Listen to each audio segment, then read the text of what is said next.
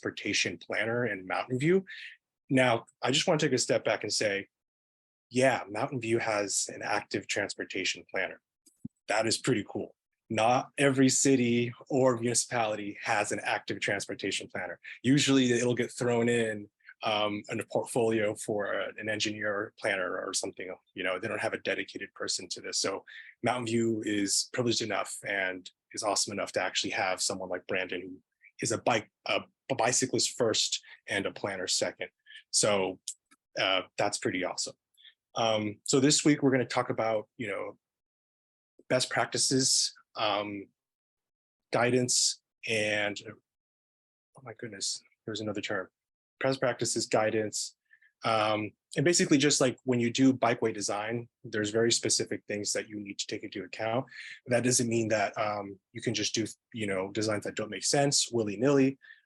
There is actual resources out there. There are requirements that have to be met, and it's not uniform across the board. There is different types from federal to state to local, and there's also other organizations that help do this work as well.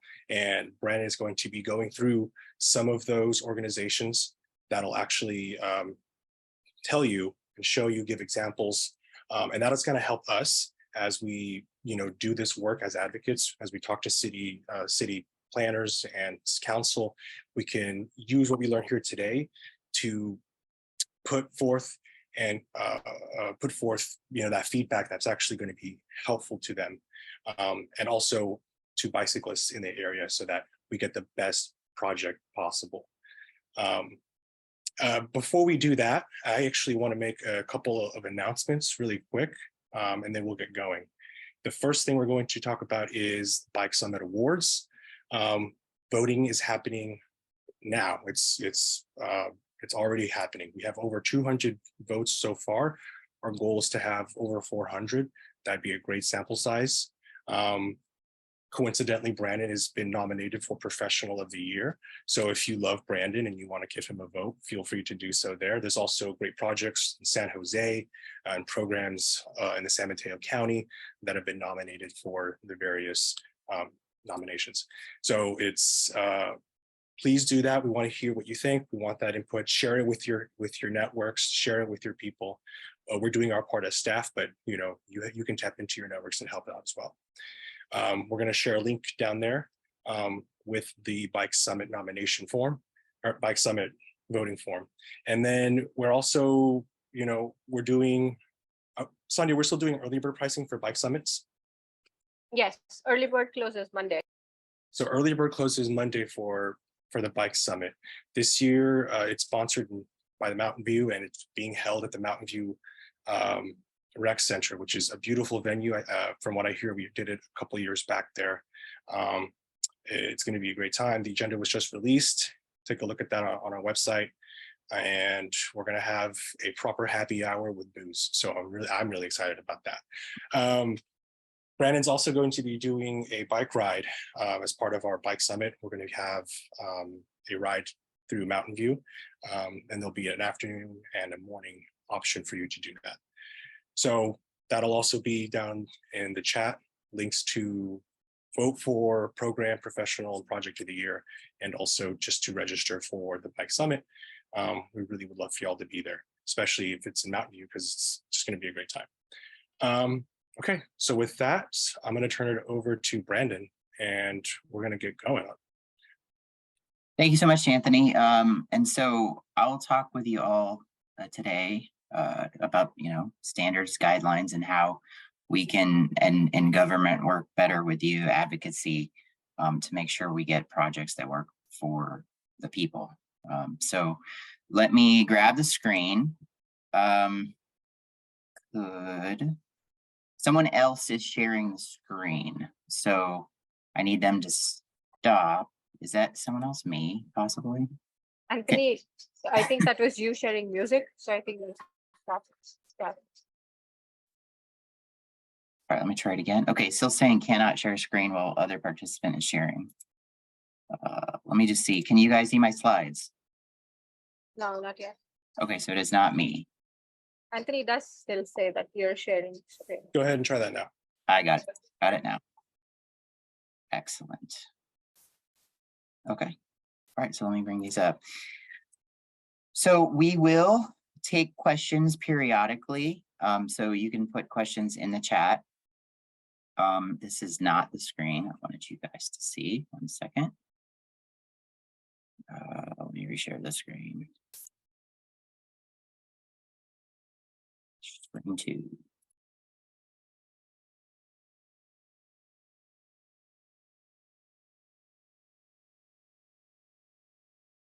Okay, now you should just see the slides and my notes, all that. Fantastic. We're good. Okay, cool. Yeah, so we'll take questions periodically through the presentation, and then hopefully lots of time at the end. What I know is I could go through this really fast, or it can take longer than an hour. So I'm going to try to hit the sweet spot, and hopefully not skip over too much and hit the things that are important to you guys. So I start here with a picture of a two-way protected bikeway or cycle track. Some folks will call it a cycle track. This is here in Mountain View in Charleston, Google Way. And so you'll see here, you've got the road, you've got a bike facility, you've got plants in between that, then you got plants in between, and then the sidewalk is actually right over here. So I think this is a good example of a good bikeway facility. And if you do go on the ride, you will get a chance to see this. All right. Moving on. So what are we actually going to talk about today? So we're going to talk about why all this is important to you and what we can do to work together to get better bikeway facilities. That will lead us into standards, guidelines, and experiments. So each is a little bit different. And just, I'll say it early so I can say it often. There are standards, but that doesn't mean we can't do things that aren't in the standard. So that's where experiments come in, and a little bit of guidelines. What we can't do really, or we have a lot of risk if we do, is break the standards. Okay, so we'll talk about this a lot more. Then bikeway design and use. So we're going to talk about, we're going to look at lots of common bikeway designs, and we're going to see some different dimensions and guidelines from different organizations that support the development of bikeway facilities. All right, so why are we talking about this? So you can ensure the best possible bikeway for you and your family. So this is my son right here, testing out his bike here on the sidewalk as he learns to be, you know, a good bicycling member of South Bay. And then here we have a ride that we did in Mountain View where we got Bruce back there, April, Cherie, where we got people telling us what is what on California Street. So I won't digress into California Street, but we've got some exciting parking protected bikeway facilities coming to California Street. So we're going to talk about, we're going to look at the basics. So what to look for, and we're going to set sort of the parameters in which we look at a project. And when I say that, I mean, not necessarily the bikeway, but the other aspects of the road so that we can key in on what's the right bikeway. Then we're going to talk about how we can get improvement, recognize that room for improvement, identify where we can improve things. We're talking about language. I don't know if I've hit too many acronyms, but I'm going to hit a lot of acronyms as I discuss this. I will say them. I think Anthony or Sandhya is going to put them in the chat. But just some terms that will help you better communicate with your city officials. We're talking about the process a project goes through, or just bike planning in general.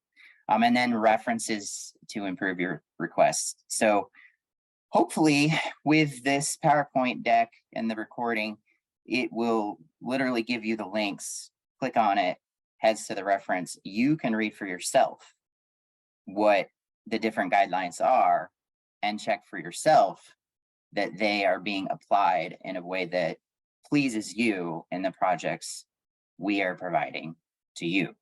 So, you know, our job is to make a community better, but who says what is better? The community says what is better. And you guys know that. You're here, it's advocacy. That's why we're here today, but I think it will help having these at your fingertips. Okay, so basics, parameters. So one of the biggest things to look for when you look at a project is, are they using 10 and 11-foot travel lanes?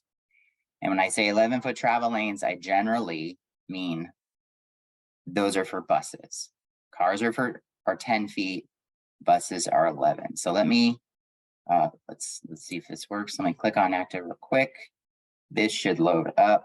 And this is an example of what the slide deck will give to you. This is NACTO, which is the National Association of City Transportation Officials. Right there at the top.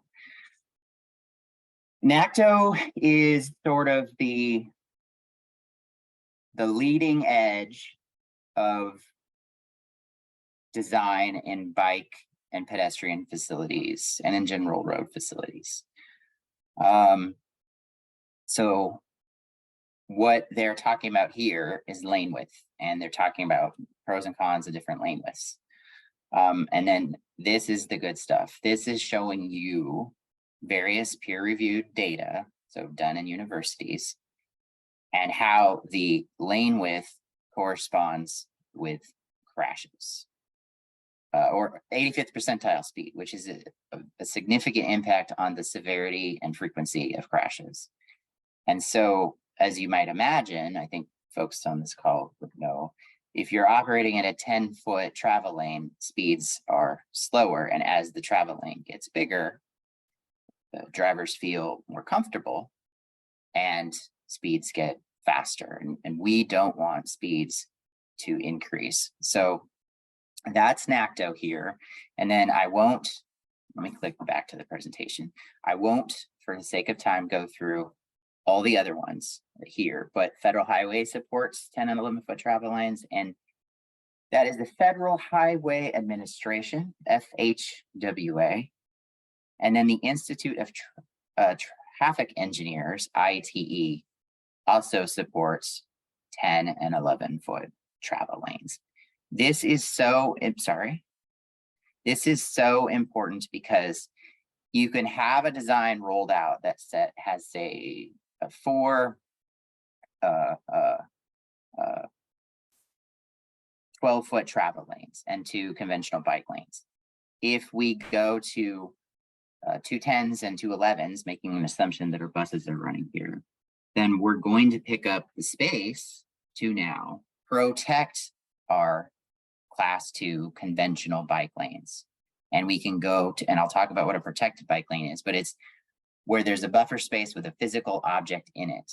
And data show that that increases safety, and more than anything else, it increases the number and different type diversity of people that want to ride in the bikeway. It's not just, you know, me and Tim and Chris who will ride there. It's your grandma, your daughter, your son, who will feel more comfortable riding in that bikeway when we can get to protect it.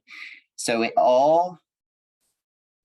it is so important to look at what those travel lanes are and to not accept greater than 11-foot travel lanes. And if they're using 11s, ask why. Now, why do buses have 11? Because they're 10.5 feet mirror to mirror, and it's a VTA requirement that they be 11. I do mention emergency vehicles here. So emergency vehicles are allowed to use more than one lane, including bike lanes. Now, that bike lane has to have something that they can pass through, but that could be a rolled concrete curb or flex posts, depending on your jurisdiction. So there are, of course, there can always be local rules that are layered on to be more protective or prohibitive, depending on your viewpoint. But the fire code counts not just the travel lane, but it can count 2 travel lanes, and it can count a bike lane next to a travel lane. So if anyone is saying, well, it has to be 12 foot for an emergency vehicle, that's not true. What you have to have in an emergency vehicle is 20 feet of clear space. And that can be a bike lane and a travel lane or 2 travel lanes. That's what you have to have as a minimum for the fire code. Now, I'll talk a little bit about number of travel lanes and that average annual daily traffic. So when I talk about travel lanes, I'll say 5 travel lanes. That's 2 travel lanes in each direction and a center turn lane, okay? That's 5 travel lanes. If we had, say, 4 travel lanes, that's 2 travel lanes in each direction and no center turn lane. A 4-lane roadway, so it's 2 lanes in each direction, is a great candidate for what we call a road diet. And that brings it down to 3 travel lanes or 2, where there's a center turn lane and 2 travel lanes in each direction, or if it's 2, just 2 travel lanes in each direction. That immediately creates more space for bikes or something else. We could narrow the road. That's another option. You only start to, if you exceed 20,000 cars, when you go to do that road diet, you will create congestion. If you are less than 15,000 cars, you will probably not create congestion. If you're in this gray area, this is where engineering judgment starts to happen, between 15,000 and 20,000 cars per day. Why I say this here is because one of the first things you want to look at is, do we need less? Can we do with less travel lanes? If we can do with less travel lanes, you can get a lot for your bike buck. So take a look at the travel lanes and the amount of cars that are traveling there. Curb to curb width. So what this means is the face of the curb, which I'll talk about in a few slides, to the next face of the curb. I strongly recommend you get familiar with Google Earth. It's a free tool, has a lot of powers. You can make notes on it, draw stuff, but more than anything, what you can do is measure, and it's pretty accurate. I find it to be plus or minus half a foot, something like that. So it can give you a pretty good idea of what's actually out there on the road. And then once you get that information, if you want to play with this stuff yourself, or take what you've seen in a government document and put it up and manipulate it, you can use a free tool called Street Mix, which professional planners are starting to use. And you can just add and move stuff and delete things just right here on the screen. And so that will give you an idea and a lot of rules of thumb on roadway design. So it's a pretty good tool. All right. Next, I think it's important to know, but certainly, you don't have to know any of this stuff. I'm just trying to help, where your crashes are. And so in California, we're very lucky. This tool is fantastic. In other states, and I've worked in 2 other states, they don't have this. This makes it fairly easy to see where crashes are.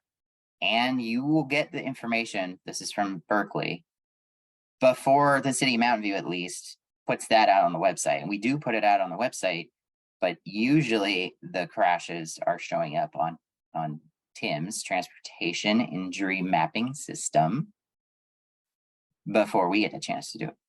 So something that's helpful to look at, because if you have a lot of crashes for pedestrians and not a lot of crashes for bikes, you might need to look at what you can do for pedestrians first, because sometimes those improvements, say curb extensions, can interfere with a bike facility. And so this brings me to how we can look for room for improvement.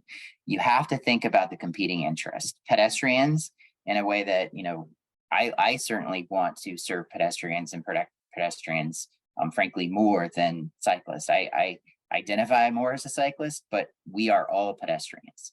And to me, we have to make sure everyone is able to leave their house, whether they walk or roll, and not be confined inside of their house. And so pedestrian improvements are very important. And sometimes, although not as much as I think some people say, there is conflict between bike facilities and pedestrian facilities. And then, of course, there's conflict between cars. And unless we're talking about a trail, it's about mitigation and how much, where the burdens fall, how much burden falls on the cars and creating congestion, and how much burden falls in providing facilities or not providing facilities for cyclists. And sometimes there's also a conflict with transit. So an 11-foot travel lane, we talked about that. That's also a great example of how you could have conflict with transit. So think about the problems, try to think about the solutions. You don't have to have the solution, but try, that helps. And then I'll spend just a short few seconds here on the democratic process. Work the democratic process, and I generally recommend working it in this order. Staff, talk to staff. Talk to staff because you can create a relationship that you might find to be very beneficial, and you will build respect with them and a real dialogue. I think that's important. Same thing with BPAC. Do that same thing. They're your appointed representative. So that's part of the democratic process. Create that relationship. If you aren't feeling like you're getting traction, it's your right to go to council. So you can go to council.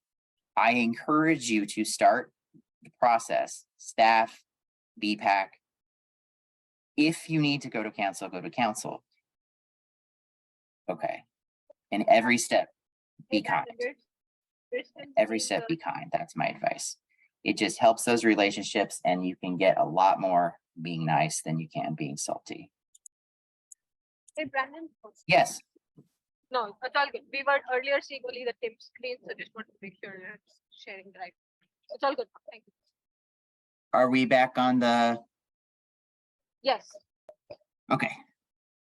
All right, excellent. There wasn't much on this page except words. So, sorry about that. All right, language that you can use. Face of curb. This one, you know, sort of new, I suppose, to folks. Maybe it's this part of the curb. The back of the curb is where the curb meets the sidewalk. The face of the curb is the vertical part. Okay, that will be talked about sometimes. Gutter pan. Here's the gutter pan. This is really relevant because of the longitudinal joint. And this photo is great because you can see how the longitudinal joint is cracking and pulling away from the gutter pan. And that too often is in the bike lane. So I wanted to cover those in particular. You can have longitudinal joints between the travel lanes also, but you know, not as important as this one. And there really is not good guidance in any of the things I'm talking about. So this is not quite a pet peeve, but it's a significant safety issue that I wish would get more traction. Right away. So what you saw in the photo here was here. There's the gutter pan. These are longitudinal joints right there. There's a crown of the road. The entirety of this whole thing, plus usually 2 feet on the other side of the sidewalk, that's the right of way. That's what we all mean when we say the right of way. Yes, there's right of way in the traffic sense of who has the right to go when, but this is what we mean. This is the public space that the government owns and has the ability to do stuff with. In California, it's basically impossible to work outside of the right of way. So in other states where it's cheap, you can talk about eminent domain, you can talk about purchasing, but it's just for us here, you're working inside the right of way. We aren't demoing building, we're not buying that building. Even little pieces of right of way are extremely expensive, sometimes more than the project. And then you'll hear turn radii come up. And so I specifically mentioned this for garbage and emergency vehicles, even though this is examples with a semi-truck. The semi-truck visualizes it, I think, pretty well. We have to be able to, when we design these intersections, particularly protected intersections, we have to be able to support fire trucks and garbage trucks as they go through. And there are ways to get around that if you are so inclined. Like this corner here could be rolled. And for those vehicles, you could now tighten that, and the truck can go over. Chicago does that. Not every community does that. That can mean there's rubber on your sidewalk, on your corners, so it can change the look of your community. So there are pros and cons and things you have to trade off. This is a trade-off. And when people say turn radius, this is what they mean. And this is one of the things that is difficult. In this particular design, they're putting the stop bar back here. That can work sometimes, but that is incredibly far back. So I don't see many cities doing that. Now, maybe if it was here, right, where normally it would be here, this is maybe doable, but this is incredibly far back to the point where we don't really expect motorists to do that. So in any case, let me move on. I do want to try to get through this.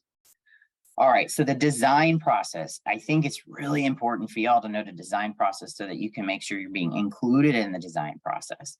I think you're gonna have a pretty good chance of getting included in the plan process. The plan process can be the general part, just your general city plan, or a transportation master plan if your city has one.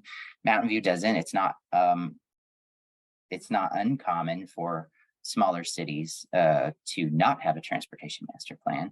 ATP, active transportation plan. Now you could have a bicycle transportation plan, you could have a ped transportation plan. In Mountain View, we have both as an active transportation plan. That one is definitely going to outreach you. Precise plan and corridor plans. Now, precise plans and corridor plans, they might not outreach you. You might have to get yourself involved, because if you don't live in that area, depending on the philosophy of engagement in your community, they will outreach the people that live in the precise plan area or that live in the corridor area. So when I say precise, generally think of a neighborhood, downtown area, or a wagon wheel neighborhood here in Mountain View.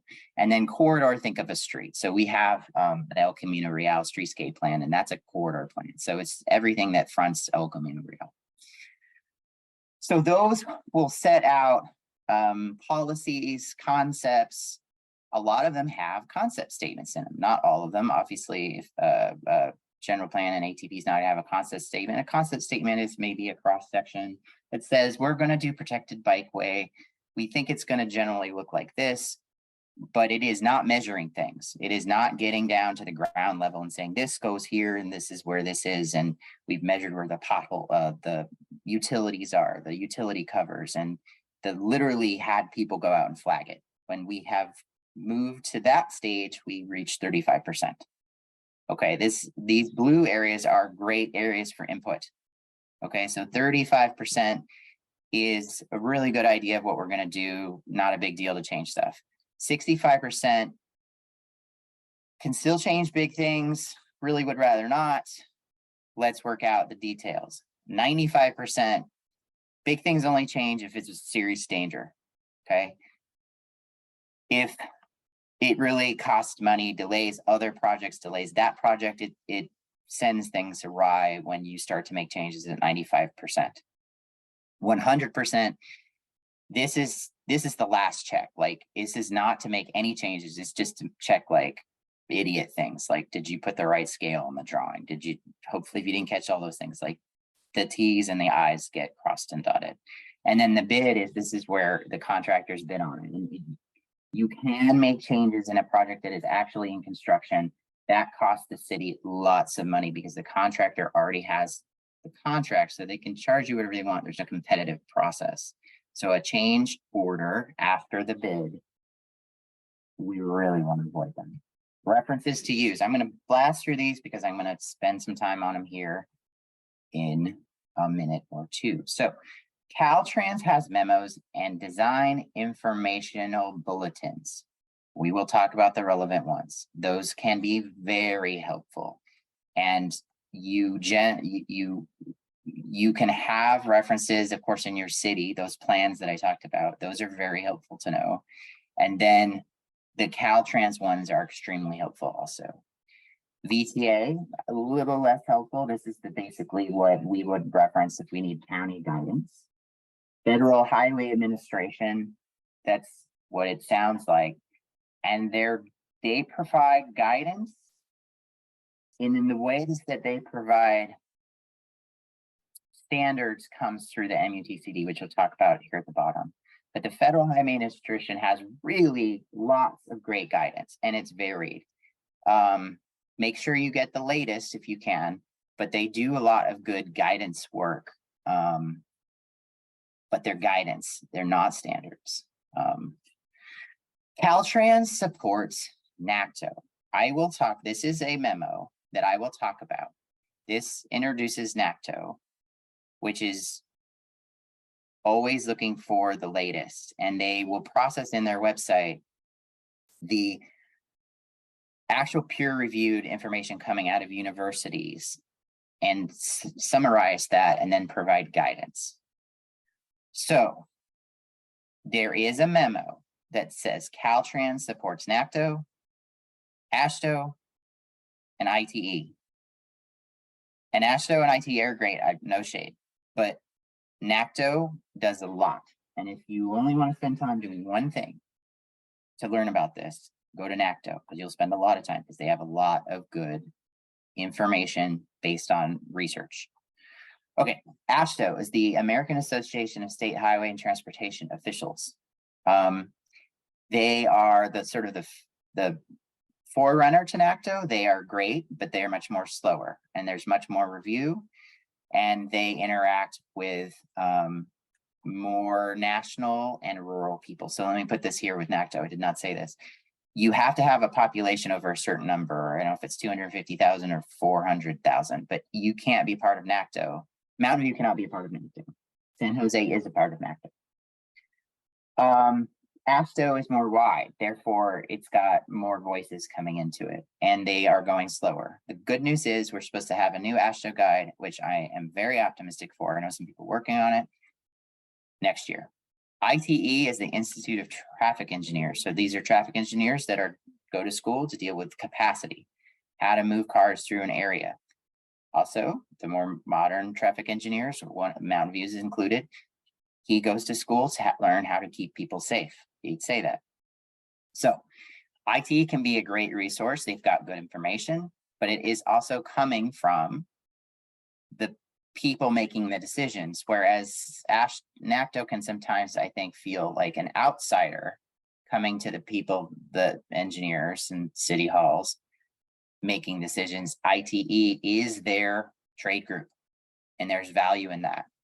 Then there's a highway design manual, which comes from Caltrans, which is very similar, which I basically treat like the MUTCD, but it's more specific on how to actually design things in the state of California.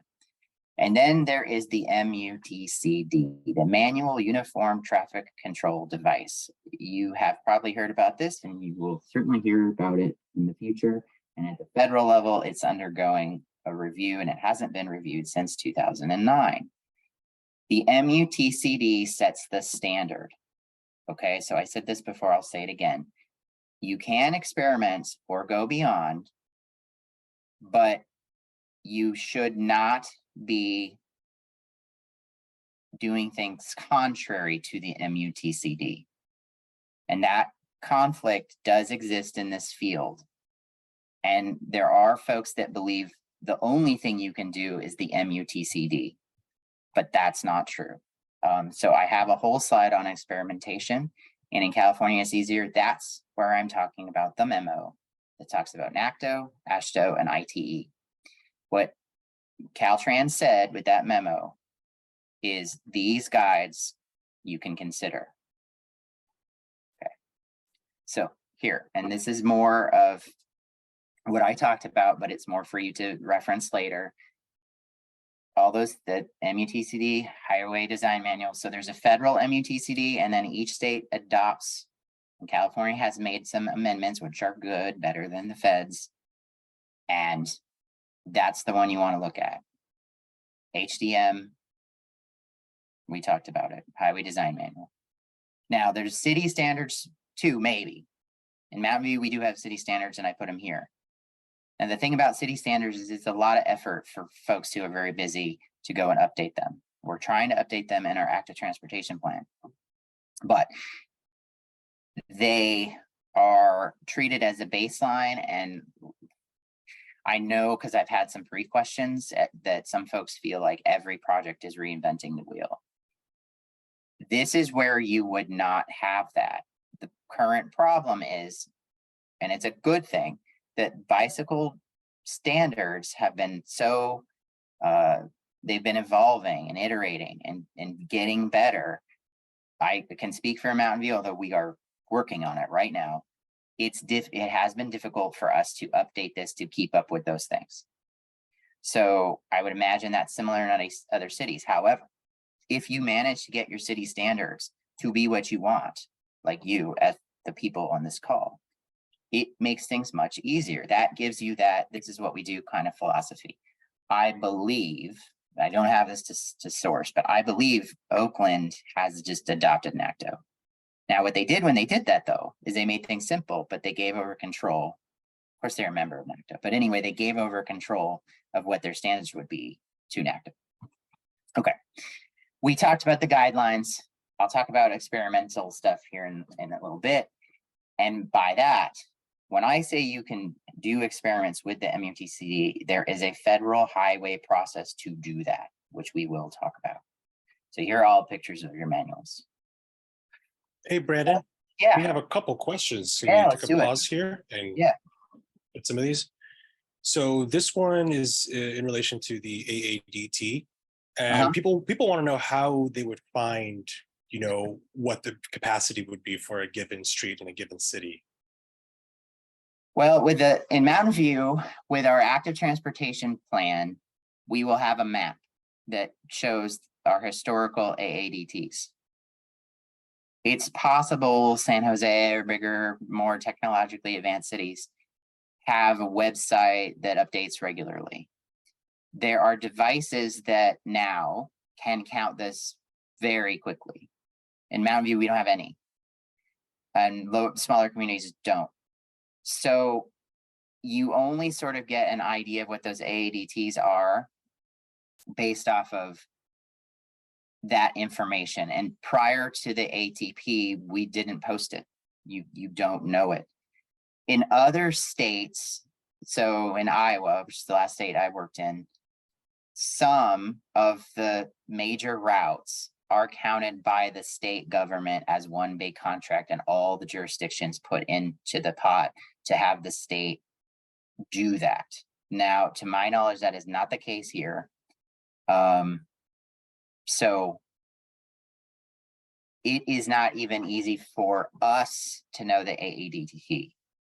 So when we look to do a road diet, we use our intuition on whether we should spend the money to do a count, because it costs you in the past, prior to like a few years ago, it means there's a human being at a desk, at a device on the street pressing buttons as cars go by.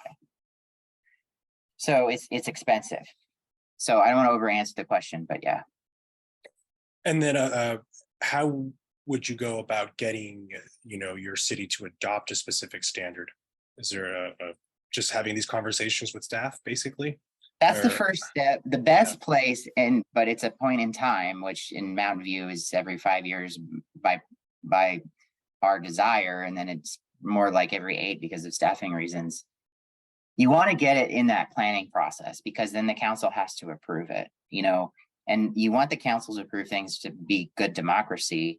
It's great if staff decides to do something because you convince them, but that's not really democracy, right?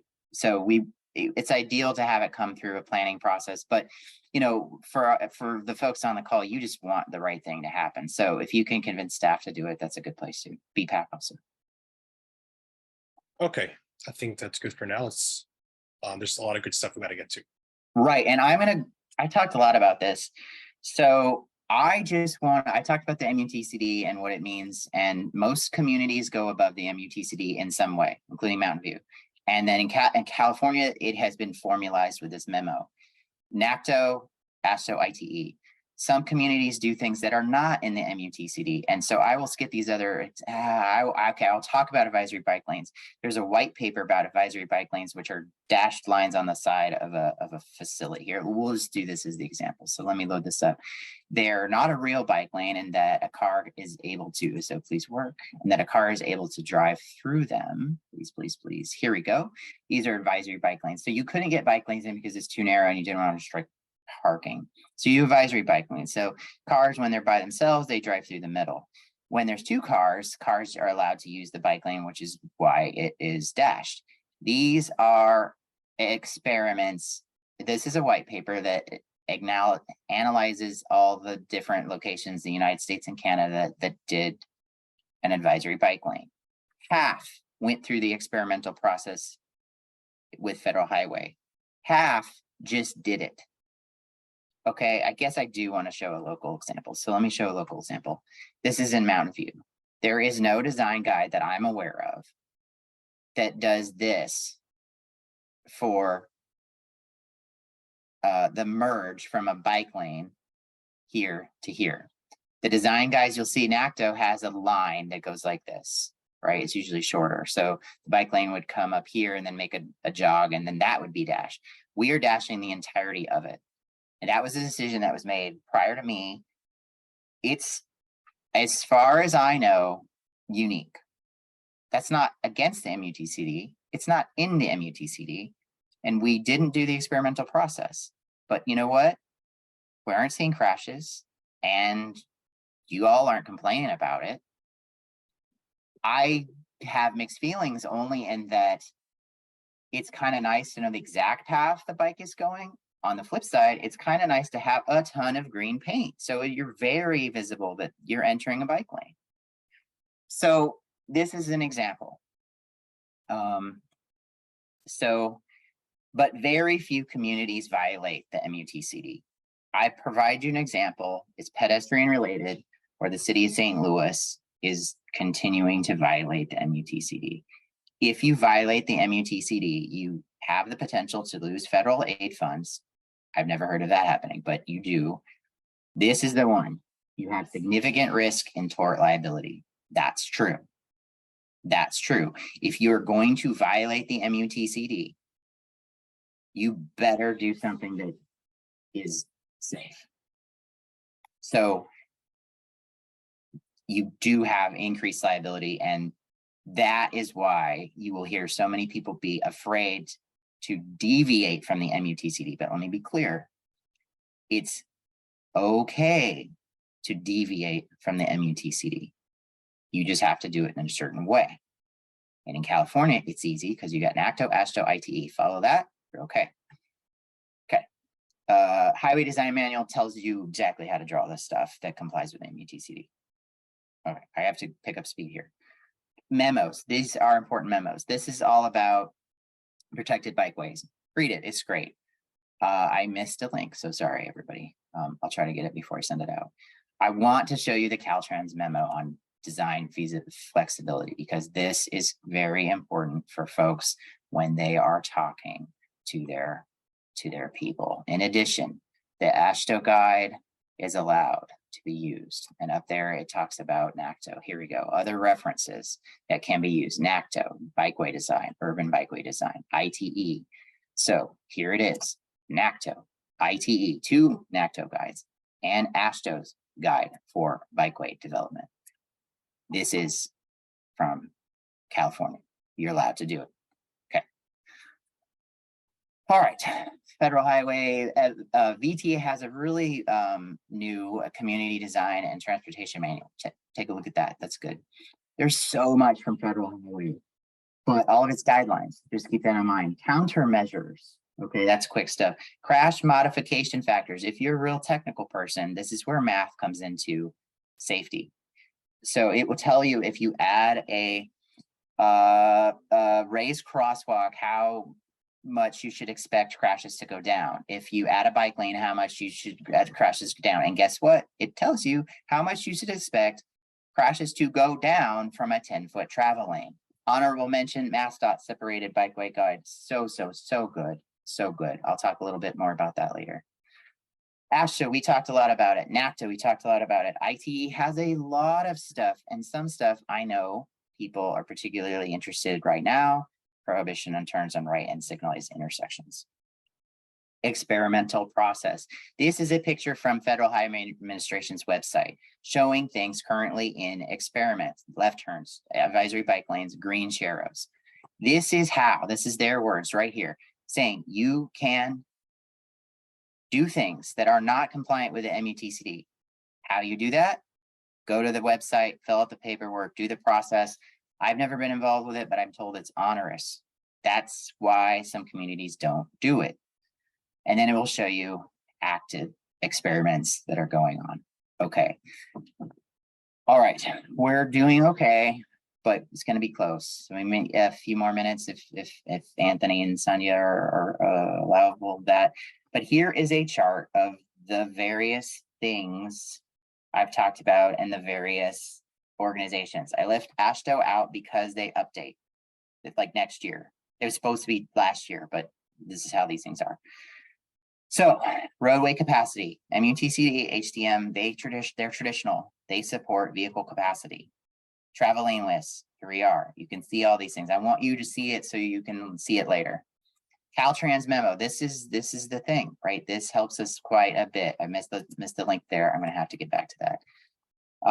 VTA, sports road diets, federal highway sports road diets, ITE, that's basically supporting road diets. NACTO supports road diets. Travel lanes, 10 and 11, 10 and 11. Some of them do say go to 12 in certain circumstances. Bikeways, 5 to 6, 5. Now this is the preferred. Why is it not 7, 8, or 10 or something? Because cars park in them. So you have to play with that. Protected bikeways are so intricate. You should check out the guides. It's not something I can just put in a table. Okay. But NACTO is almost always the most current. The one exception I would say, if you're looking for trail information, that's ASHTO. Go to ASHTO for trail information. Okay, shared use lane markings or sharrows. So here is a link to the latest some peer reviewed data from a university. I think it's University of Denver, could be wrong about that. Sharrows may increase crashes, okay? And they do not decrease crashes. That's what the latest information says. It's not my opinion. That's what the latest information is saying. That doesn't mean they don't have value. They show you more legitimacy. They are maybe the only thing we can do in certain instances.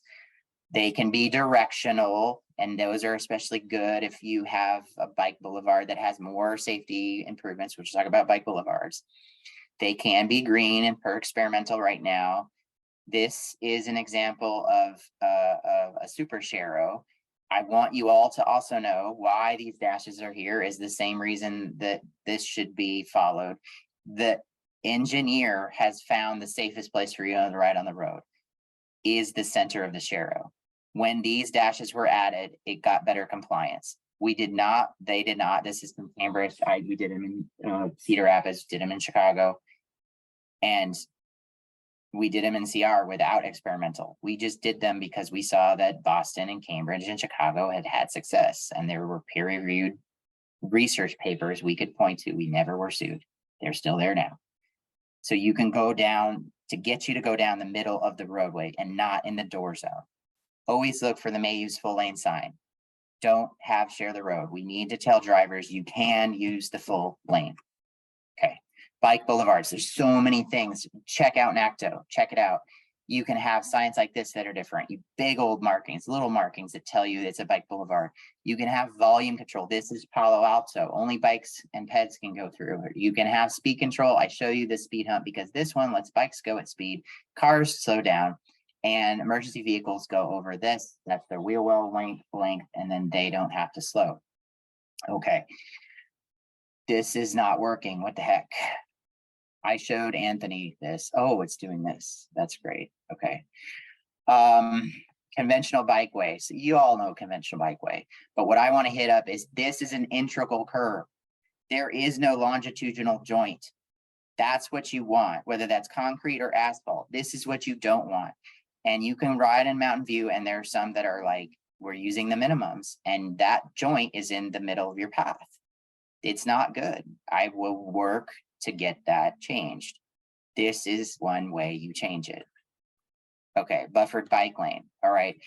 Caltrans design information bulletin 8902. I've seen it. You've seen it in here. I highlighted it.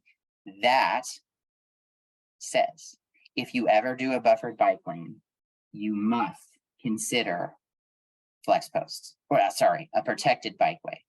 I'd say flex posts because you can see here, you can protect this for about, I don't know, a couple $100 in flex posts because it just put in flex posts and now it's protected and people will feel better. Or you could put in planters and intervals and it's protected because it doesn't change if this is wide enough. And for flex posts, you only need 2 feet. For planters, obviously bigger, but you can change a lot if you have the space for a buffered bikeway. You have the space for a protected bikeway. Why aren't you doing it? And that's a question that Caltrans literally says you have to answer. Okay, so I did not realize this was like showing up slowly, but different ways to flex post. K71s, you see them in Palo Alto, Oakland. You will see them in Mountain View. They are thick and they are hollow. You can't mess your car up, but it looks like you can. These, I love these. You see they have a little base and then they have all these different types of attachments and you can put a message on it, a bike route, bike symbol. I think they just look nicer. This is a bit of a prelude that you can do parking protected bikeway with flex posts. And this is the first one in Chicago, Kidsy. This is parking protected bikeway. Mountain View has this on Castro, south of ECR. So flex post, but it could be any other device, but here you have flex posts, bike lane, the parked cars. So normally you have the parked cars, the bike lane, you swap it and you've protected it. It isn't as simple as that because you have to have the space for the protection. And at the driveways, you have to have greater clearance for viewing people coming out of driveways. Therefore, it is a little bit less parking. There is a little bit less of reduction, a little bit of a reduction in parking. Okay. You have concrete, and this could also be rubber and be rubber protected bikeways. Okay, so concrete there, Cupertino, I think Cupertino, but you could have them put in here and Chicago. And what you see in this Cupertino, I think, and what you see in this Chicago is a vertical thing. I think that's important, but it is not required. You could just have concrete and it could be rolled so the fire truck could go over it. This one over here is cut for drainage. This is cut for drainage, which drainage matters if it's a retrofit, right? Because this wasn't made to, well, I won't get into details on drainage, but okay, planted protected bikeways. And this is an opportunity to green your streets. This is in Chicago, and you can see this in Memphis. You can see this in Vancouver. They did Vancouver, Canada. They did them all in a line, but these are planters. You will see this coming to California Street in Mountain View, this one here on the right. And this is in Temple City in California. And to me, this is the absolute best one I've ever seen. This that longitudinal joint could not be there. That would make it the best. At least it's the same material so that the shifting should be less because it's concrete. But this has no curb, so you can't get pedal strike, okay, if you hit that curb. This is a bioswale. It drains from the road into the bioswale. There are trees that will provide shade, that are trees that will provide a narrowing effect to get drivers to drive slower, that will make you feel more comfortable. There are plants to help clean the water and a place for the water to store. This is really good. Okay. Now, protected intersections.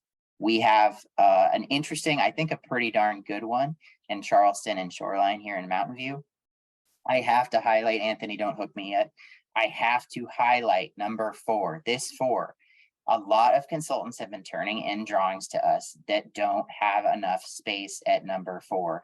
This space has to be a minimum of 6 feet. If you have one bike going this way and they want to turn left, you have to turn and wait here at the advanced stop bar.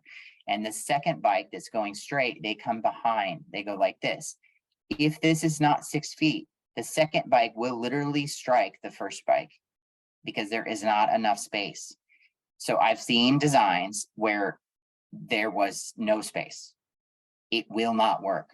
You have to see that. You have to make sure. Why are protected inners? You hate the lefts. I get it. You hate the lefts. But what they really do well is the car is back here. You are up here. Make sure you get detection that's up here, not detection that's back here. Okay, because that's a mistake people are making too. The detection is up here because you're waiting here. This gives you a head start.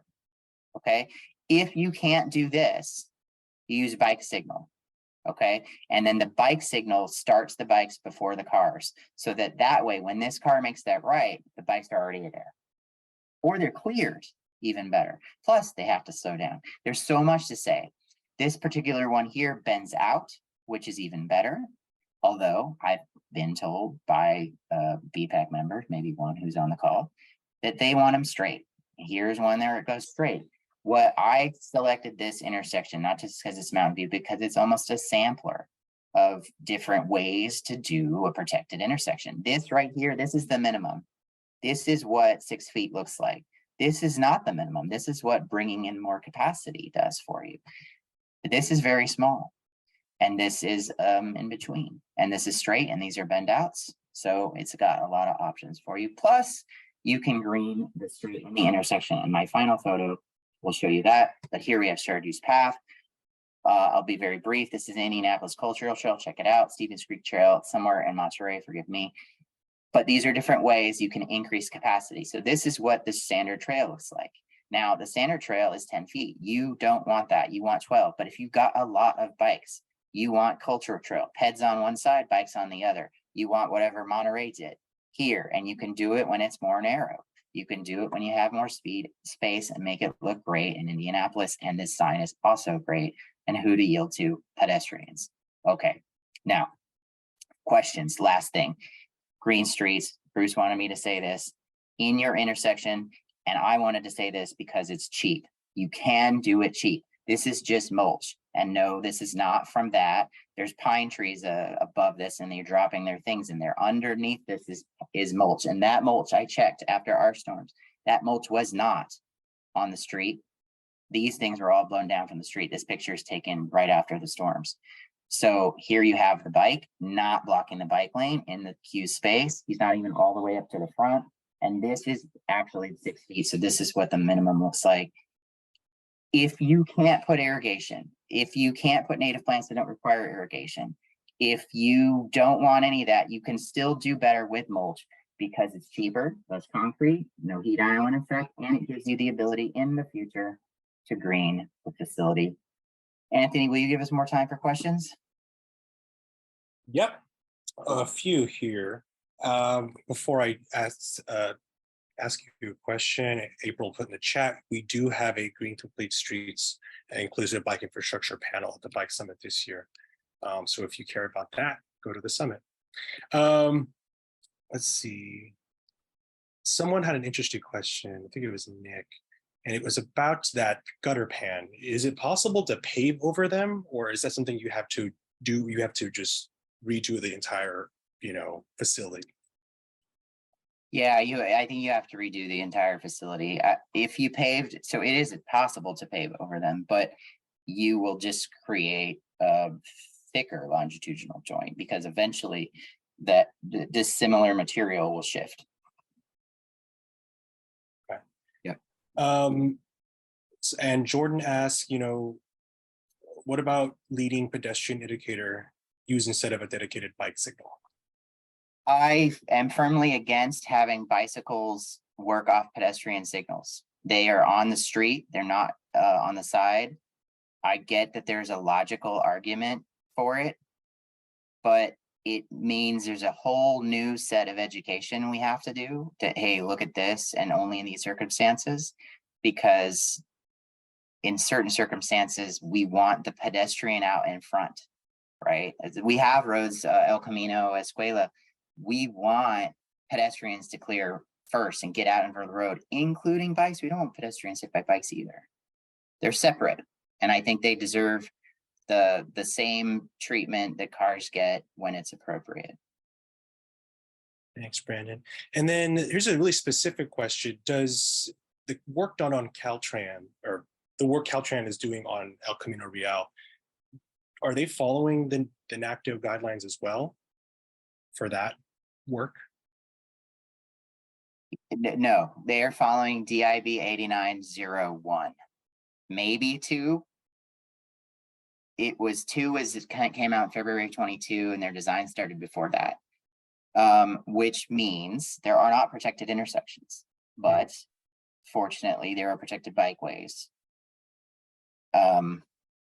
Keep an eye out for this. If you have a protected intersection, or excuse me, a protected bikeway,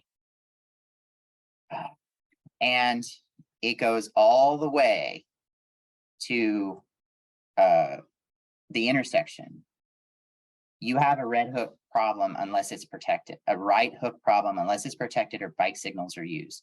Because on a conventional bikeway, you merge. I don't have a good example, unfortunately, in a picture, but if this was a conventional bikeway without a dedicated right, it's dashed up here, up at the intersection, because cars are supposed to merge into it. That way, when a light turns green and they're merged, the car is in front or the bike is in front. One of them has to wait. If it was protected, so this bike lane is protected all the way to the intersection, but no protected intersection is provided. When that light turns green, the car makes a right and the bike goes forward and you get a right hook.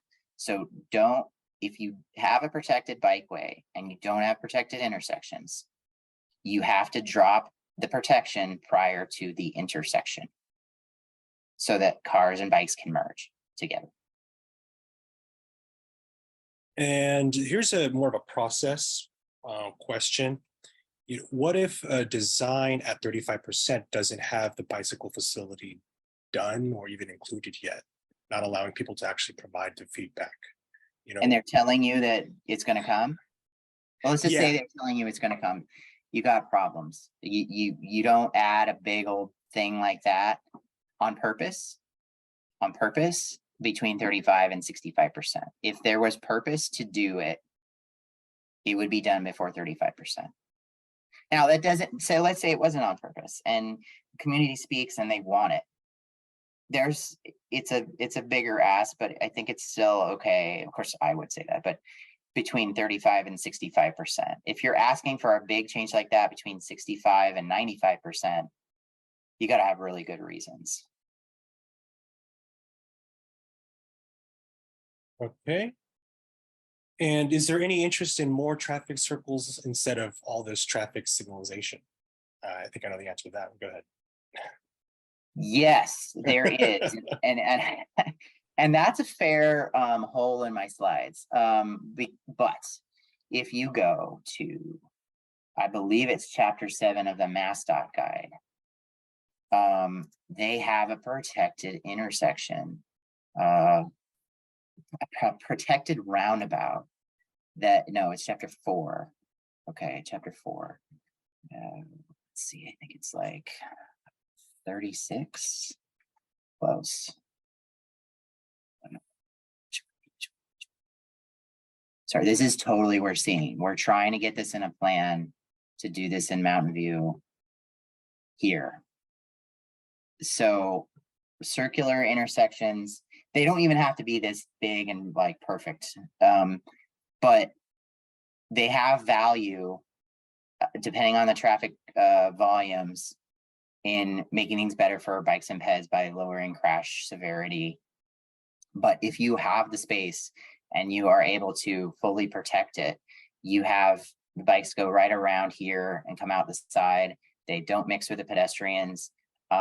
We did some in CR that basically, in Cedar Rapids, my last job in Iowa, that combined these two things. So it was a trail experience through this part, and then a trail experience through that part. And then you don't see it here.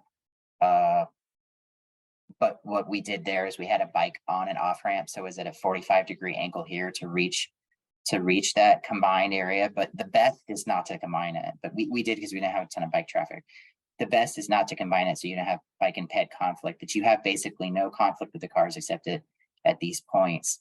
So it really lowers but to get to the question of protected intersections versus protected roundabouts, this is a great page. So the MassDOT guide is just great. this, and let me zoom in, this, you have 2 conflict points in a protected roundabout, but a protected intersection, you have 1, which makes it more superior. Downside, people have to stop and wait. Roundabouts much more efficient. And if you've got gasoline engines, that's helpful. Our conventional bike lanes, it's all conflict. So MassDOT guide, if you're a nerd, this is the thing. This thing is so beautiful, detailed, and it's from 2016. I think there's a lot of nerds on the call right now. Yeah. Okay, last question. And I'm kind of interested, maybe a yes or no, and then just let us know which one. Is there a particular design guide or standard that talks about dyeing concrete so that you can, right, maybe some cost savings, or at least implement it all at once rather than doing it after a repavement project? For pedestrians or for bikes? For bicycles, for bikeways? No. Okay. No, there are for pedestrians in the crosswalks. There was experimental treatment in Long Beach and Salt Lake City of bike lanes that were a little bit more narrow and green the entire way, but it was not approved. And it's a kind of a non sequitur, but when you put down thermoplastic or epoxy mixture on the green stuff, actually improves traction for cyclists. So it also, I could be wrong about this, but I feel like dyed concrete fades over time. Of course, thermoplastic and epoxy rub off also. So anyway, Chris mentioned the Crow manual discusses red asphalt for Dutch bike lanes. Yeah, I almost had a line in here about don't talk to me about Europe. All right, I think that's all the time we have. Okay. Thank you so much, Brandon. Yeah, that was really cool. I do have a couple things to go over really quick. Angela from the city of Sunnyvale and Brandon are actually going to stay in this main room to give Mountain View and Sunnyvale and any other interested residents an update on what's been going on with the Stevens Creek Trail. So please just stay here and we'll get going on that. It should probably be about 15 minutes. If you're not interested in that, feel free to just hop into your regular local teams and start your meeting. Like I said in the chat, we'll be sending out this slide deck to everyone, which is really cool because it's going to be a nifty little resource for us as we have these conversations or out in community and reviewing plans at our cities. And then once again, please vote for the Bike Summit Awards, register for the Bike Summit. It's going to be a great time. It's going to be like this, but all day and with people who love bikes and transportation as much as you do. And with that, thank you so much, Brandon. I'm going to open the breakout rooms and let's start our Stevens Creek Trail stuff at 6:15 or as soon as possible. Thank you so much, everybody.